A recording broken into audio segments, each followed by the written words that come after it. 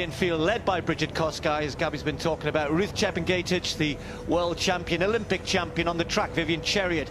Then some great new talent developing, as ever, from Kenya and Ethiopia. Watch out for Sarah Hall of the USA, and Steph Twell and Lily Partridge looking to further their cause in terms of Olympic selection for next year. Much more about that as we go through the races, but they're about ready to get going on this lapped course, almost 20 laps. They're starting about 150 meters down the road from us here. This is Lily Partridge, and you can see there Lily 2:29.24, a best from 2 years ago, so that doesn't actually qualify her yet. We'll talk about Olympic qualifying shortly. Steph Twell still wrapped up and flew in from her training base in Samaritz during the week. 2:26 last year in Frankfurt. Brilliant step forward for her. Former winner here in London, of course, Vivian Chariot, Olympic champion on the track, and a great marathon career she's developing. But she's been watching others go quicker and also watching others take the titles. In Doha last year, Ruth Chepngetich won the World Championship in completely different conditions to this, is also very fast as well. You saw that personal best just over 2:17, but the quickest ever in the world. The world record holder, Brigid Kosgei of Kenya.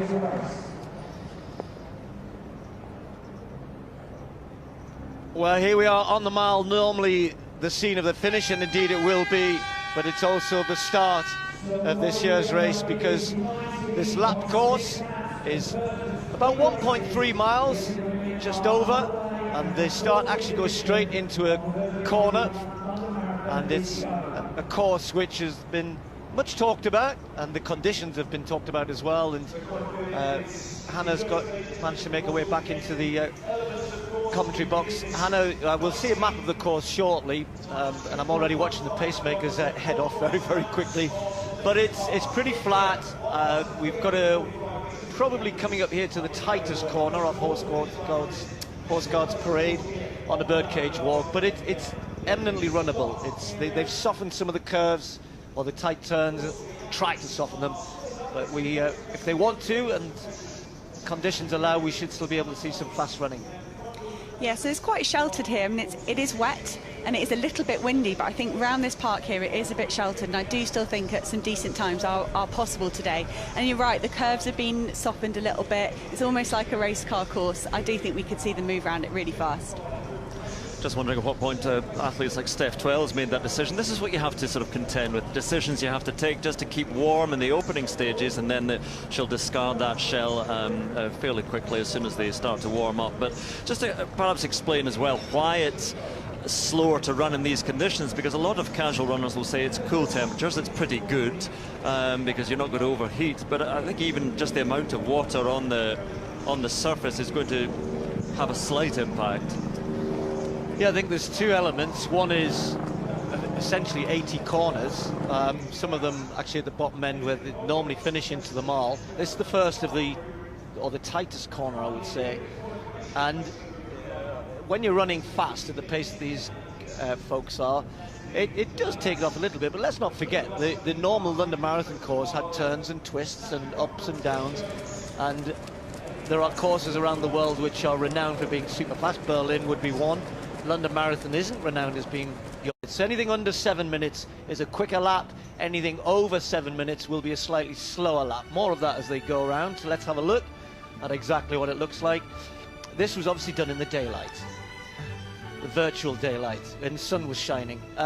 So that was the start. They've come down Horse Guards Parade, birdcage walk, the familiar turn back into the mile under the normal finish line, and that's really the lap marker. You can see down there underneath as well the elevation profile, a little bit of a drop on Horse Guards Parade and then a gradual climb back up the mile, but overall they only lose about 4 meters total up and down on each lap. I say lose, what goes down must come up, or something like that anyway. So that first lap completed, so 19 laps, and it was interesting chatting to the athletes, and I'll bring you both in on this.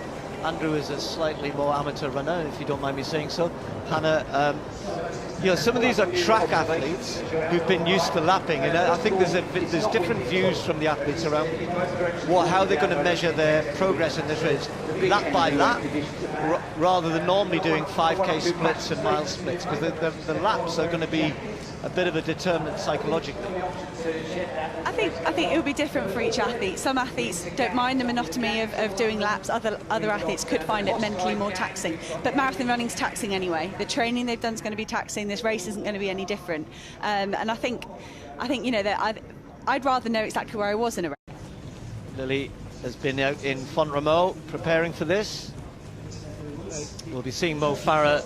Mo was there at the time. Mo's going to be pacing the men's attempt, the British men's attempt to get the Olympic qualifying later on. So yes, Partridge, Cockram, others in that group with Steph 12. You can see Lily there make a really concerted effort to close that gap up to the pacemakers. She kind of felt maybe they were drifting away from that. Maybe she was waiting for someone else to make that move, but she's done it and taken a lot of those other Brits with her. You can see Helen Davis there as well, running her own race and keeping to her pace. So they're coming round to what would be 17 laps to go, and just keeping an eye on the pace as much as we can, and you'll see it will be giving you the splits as they come through. I didn't pick up the 5K split, so I'm just trying to look for it. Hannah's going to tell me what it is, because she is. I'll look for that in a second. If it came up, I apologise. But they are just keeping an eye on their watches. Kosgei discarding with gloves already. So we were saying this morning, it's actually not that cold, he says.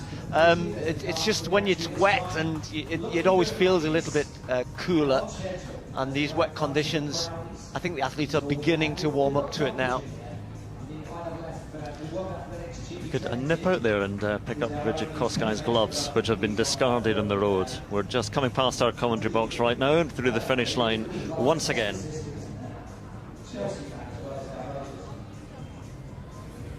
They're now really pulling it back, so that's now put them well into the sort of 2:17 range. And you can see that increase of pace has only left us with Ruth Chepngetich, Valerie Jamili, the only two athletes choosing to go with Brigid Kosgei and her pacemakers as this pace moves towards that world record pace. Yeah, so Kenyan dominance at the front, because Valerie Jamili, another of the great Kenyans here, the four Kenyans really. We've seen Vivian Cheriot struggling, but leaves three. They're the only ones who've gone below 2:20.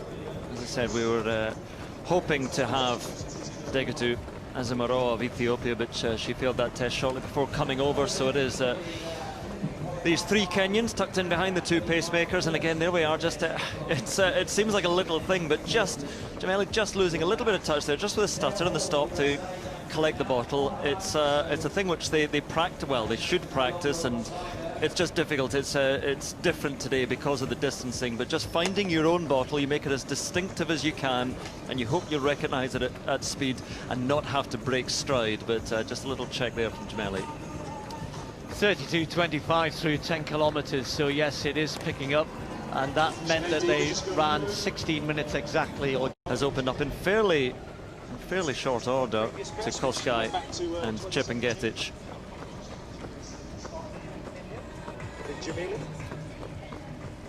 Here comes Sarah Hall again.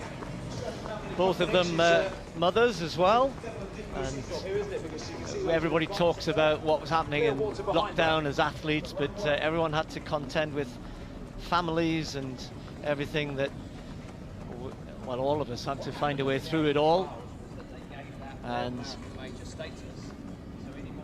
something which everybody's hoping next year they can get back to some sort of normality in terms of training. Will be fascinating as we talk about Olympic. Everyone's talking about Olympic qualification. Yeah, we've set the scene. The main protagonists are there, but the real fight is yet to come. I think I would be expecting really aggressive move from Brigid Kosgei at some point to really sort of wind down that pace and put the pressure on Chepngetich. But I do think Chepngetich necessarily hasn't been pushed that much in races, and I think this surges for a drink rather than a tactical move. But I'm really excited to see her get a real push from her team, from her fellow countrymen in Brigid Kosgei. Well, this is interesting, isn't it? Because for the first time, Brigid Kosgei looks in a bit of bother here. Ruth Chepngetich, the world champion, just taking an opportunity here because the pace had dropped, and then she was thinking that, right, we've slowed, but I feel okay, and it may well be that you're struggling, and I'm going to just try and test you out a little bit here. Kosgei working hard because you don't want that gap to get too big. They've just passed the halfway mark, as you saw, and the world champion just testing Kosgei a little bit. Has managed to get on the back again, just turned into 4 or 5 meters, and very, very quickly decided, no, there's no way I can let you get away. Interesting, though. No, and I think that was the first real tactical move we've seen there, to sort of testing out how much Kosgei's got left in the tank. But, well, I mean, it's early doors, so hopefully quite a lot left in the tank. But these ladies did say at the press conference that Kenya were going to look at this event as they move forward to select their Olympic team. So they were very keen to have a good showing today to ensure they got that spot at the Olympics. Vivian Kiplegat, the pacemaker, just seems to be a little bit bothered by something. If you saw her name on the graphic, that's why she's out in front. She is the pacemaker. And so there's the gap, and the main two contenders, the two de facto leaders, are Ruth Chepngetich on the right-hand side as well. You see, that's the difference there. Chepngetich has now, for the first time, been left by Kosgei, and we thought that Chepngetich might be testing her 5 kilometers ago. Well, now the tables have turned, and the world record holder, for the first time, taking charge of this race.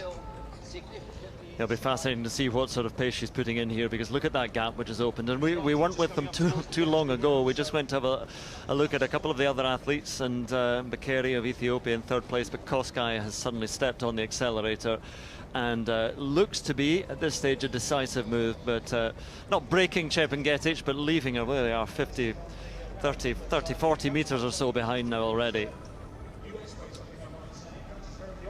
Well, interestingly, there's lots of things going on, as you would expect at the 30 to 35k part of the race, when all of the action tends to take place. I think Eilish McColgan has decided to call it a day, which would be interesting to hear how she felt, as her pacemaking duties went very well. But Molly Seidel, who Eilish was pacing, has now moved up into 7th place, chasing her teammate Sarah Hall. But I think Sarah Hall really has rallied. Proud again today.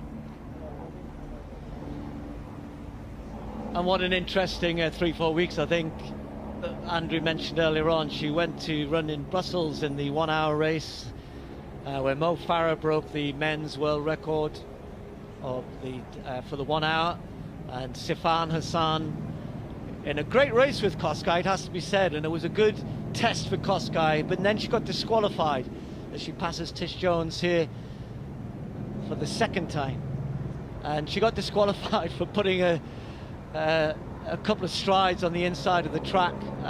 No problems today. She's kept to the racing line very well. So this, she'll remember last year when she came round with all of the crowds and the cheering and the atmosphere. None of that today, but the result is the same. Buckingham Palace off to her left, and the final turns into the last few hundred meters of a very different London Marathon in 2020. The whole world has been changed, and the sporting world itself has struggled to find a way to move forward. And here in London, everybody must be so pleased that they've managed to get the world's best runners here once more. And for Brigid Kosgei, it's business as usual. Perhaps not in the way she was able to prepare for this race, not in the way in which the race itself has been contested, not in the way in which the course has been laid out for her, but she's come back as the Brigid Kosgei we know, and the Brigid Kosgei which we've seen over the last 2 years. Dominant, quicker than everybody else, so strong in the latter stages, and has beaten the course, she's beaten the rain, and she's beaten all of her rivals here. Brigid Kosgei wins the 2020 London Marathon. The time not in. Sarah Hall is coming, and I think she may well do this. Can Chepngetich find anything? Sarah Hall has closed this gap. Chepngetich tries to respond, nothing there. Sarah Hall is going to take 2nd place from absolutely nowhere. What a run from Sarah Hall in the closing stages. And look at the clock, just on 2 hours 22. The world champion takes third place, completely exhausted. And Sarah Hall, wow, no wonder she looks a little tired. A smile across her face, or maybe internally, because she must be so proud of that performance.